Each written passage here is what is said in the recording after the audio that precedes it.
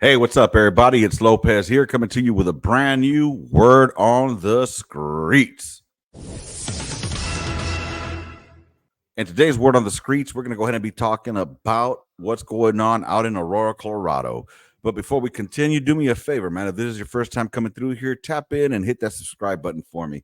Once you do that, there's going to be a notification bell. I want you to go ahead and put that to all. That way, you know when I drop some new content, whether it's a word on the streets like this, a Vepro reaction, going live, or on the Gunline podcast episode like I did yesterday with the homeboy Hunt.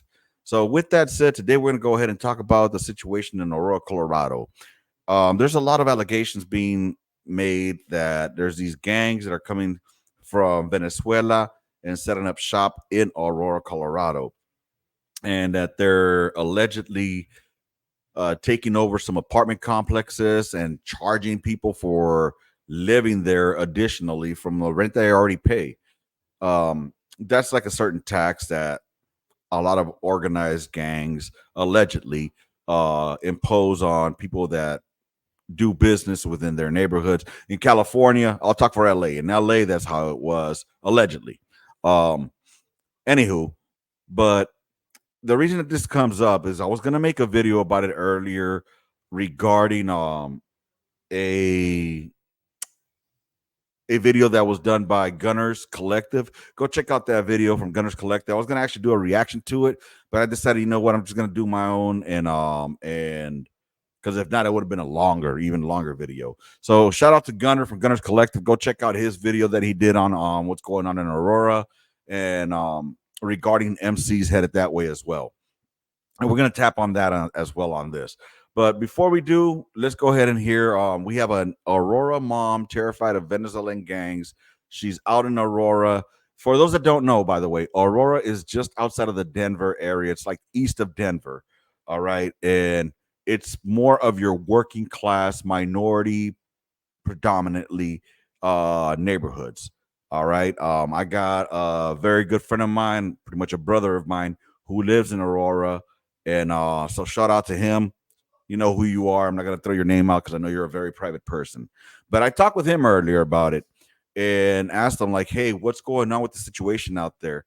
And he just told me, like, yeah, there's a lot of Venezuelans out here. However, he cannot confirm any of this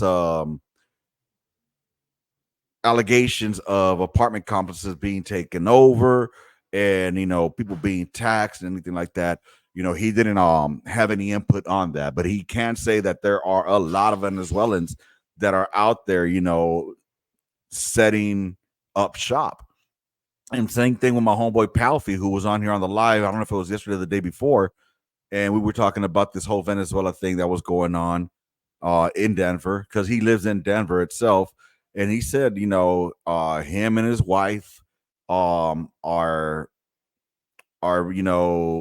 concerned because there's been alleged accusations that some of these Venezuelans are into the trafficking of other personnel, and they're hitting them, they're putting like red stickers allegedly on these vehicles, and that way they could track these vehicles and according to what I was told was kidnap these and use them as part of the trafficking. So make sure if they find you to be if you think you're an attractive woman, check your vehicle, make sure it doesn't have any kind of red emblems or red stickers or anything attached to it, because that's what they're using apparently to mark these vehicles for a potential target to be kidnapped and taken away. But with that said, I mean, these are just alleged things that I'm hearing around the campfire. Like I said, this is just a word on the streets. Is it true? I don't know. Is it real? I don't know. But I'm putting it out there just in case it is, because I'd rather be wrong, but at least you got the information than then not say anything at all, and then folks that we know get disappeared. And if you see back there, you see my little axolotl swimming. That right there is Sal. Sal's just hanging around, literally. I gotta go buy him some worms later on. But anywho, with that said, let's go ahead and hear what this Aurora mom has to say. So what's going on with this gang thing? Because literally I'm seeing it everywhere. I'm a mom. Some of my friends are moms too, and it's gotten so bad to the point we don't even want to take our kids to the park without being in a group. And Wow. even in a group, we have to make sure that someone has a taser. We have some type of like pepper spray. We have to have some type of protection. Me, I don't mess with guns. That's just personally me because guns, they scare me. So it's just like, I don't know. We need to figure out something because, like, I'm not going to lie, this is terrifying. And I understand they're coming here for a better life. But at the same time, is this life getting any better when you're bringing what was there here? I don't know. We need to figure something out Yeah. because literally, me and my son are too scared to even go to a playground, and that's not right. And that right there alone, it should open people's eyes to to the situation we're finding ourselves in here in this country. Like she said, she understands that these folks are coming over here for a better life. And what's messed up is people will take out of context the words that President Trump said when he said that they're not sending their best and brightest. You know, there's people who like to do criminal activities, okay, and amongst them. And let's be 100%, man. Not every person that's crossing over is a criminal or coming with criminal intent, but there are some that are coming here with the intentions to commit crimes, you know? And unfortunately, that's just the society that we're in right now, that we can't, give the benefit of the doubt to everyone that's coming through. Now, let's make one thing clear. Not everybody that's coming through that border is coming or coming through the southern border is coming from any of the what are considered the Latin American countries. There's a lot of them coming from the Middle East, from Africa, from Europe, from China, from countries that are adverse to us and don't like our way of life. Okay? Now, I'm not saying that all of those people from those areas are coming here with the intent to harm us, but there are some that are. Okay? Now, are you willing to take that risk to just continue letting people come in? And because we want to go ahead and believe that everybody's coming in here with great intentions, but then when it happens, it's like shit. You should have known better. We should have vetted them. You know, it's messed up that a lot of these people are coming here with the intention to settle and have a good life, but there's got to be a process into where they come here and we know exactly who they are, and we know the reasons they're coming because they're trying to have a better life. 100% agree with that, man. But there's a system in place where you have to do it correctly, where you have to follow the process. No matter how broken it is right now, we have to follow the process, because by helping these people with them getting cell phones free, getting let me rephrase, free to them, because it's not free to us. It's our taxpayer dollars that are going to fund these benefits that these migrants that came here illegally are benefiting from. And it's not fair. These she can't take her kids to the neighborhood park because there's people there that are intimidating them. Is that fair? I mean, it's bad enough when you live in a neighborhood that's already intimidating as fuck. You know what I mean? But at least you know who is around your neighborhood. You know who the local neighborhood criminals are. You know what I mean? Or the ones that are with bad intentions. But now you got people from a different place coming into your neighborhood, setting up shop, and intimidating you. How fucked up is that? When are we going to realize that this is not the America that we should be living in? All right. Now, there were allegations saying that there's a certain MC that was headed out towards Aurora to go and assist with these alleged criminal entities from Venezuela. Look, man, if a MC was gonna go out there and handle some business, you wouldn't find out until the business was handled. All right, I'm just gonna say that, because it's crazy to me that when I first heard about this a couple of days back, like 3 or 4 days ago, or 2 or 3, I can't remember when it was.